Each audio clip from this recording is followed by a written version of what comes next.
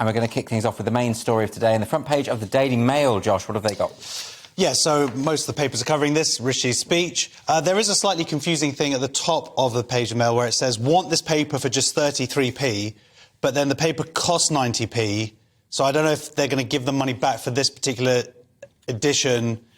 It's upset me. I spent about an hour staring at that, trying to figure that out. You're going to have to subscribe to work out what it is. Well, there's 65p to subscribers, but does that mean I get 32p? Anyway, it's a mathematical nightmare. It's like, I don't know if I'm going to have to take this paper back to get... Anyway, whatever it is. But the big thing here, Rishi, judge me on my 5-point plan to fix Britain.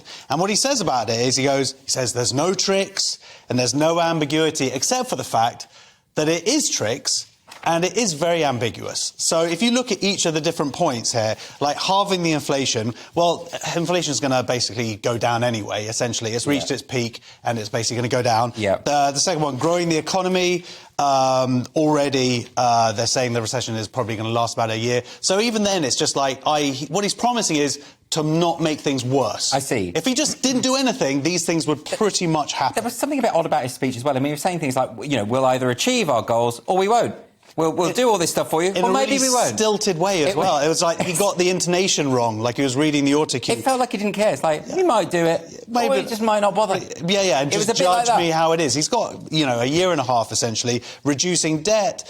Like, at the moment, it's the largest it's ever been. He has to do, he's got no choice but to do that, the amount we're paying interest on that. Cutting waiting lists, they're saying it's going to already reach a peak, and so it's going to go down anyway as we're dealing with the backlog of COVID. The big one, and the other one at the end, is stopping the boats.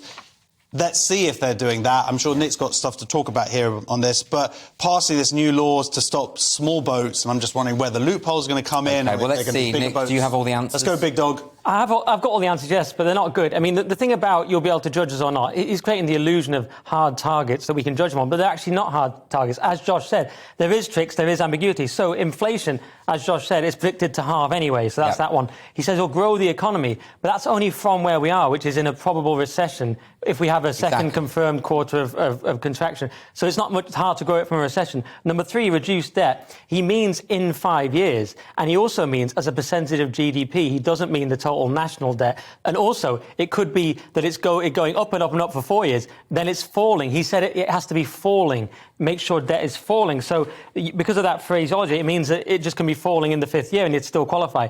The waiting list, well, yes, as Josh said, we've just had an emergency, an unprecedented crisis, so of course you'd expect they'd gradually reduce the backlog anyway, so that's that one. And then lastly, stop the boats. Well, if you look at it, he said we'll pass a law to stop the boats, which only means they'll pass a law. It doesn't mean it'll do anything. And of course, he has the power to pass that law, so that's a self-fulfilling prophecy. He could literally just sit there and do nothing, and all of his pledges will have been realised. He could, and after all that, I'll still get called a Tory on Twitter. That's the incredible thing, despite slamming every one of these pledges. I mean, Josh, there is something about this, you know, stopping the boats and everything. I mean, we had a lot of very sort of fierce rhetoric about this kind of stuff from Priti Patel when she was Home Secretary, from Suella Braverman.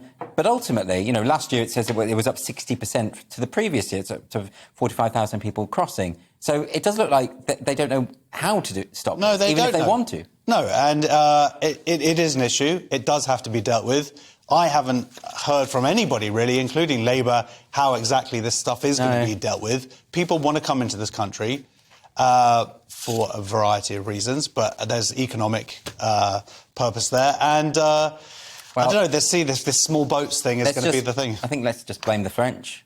Always, yeah, I think that's probably the sensible thing to do.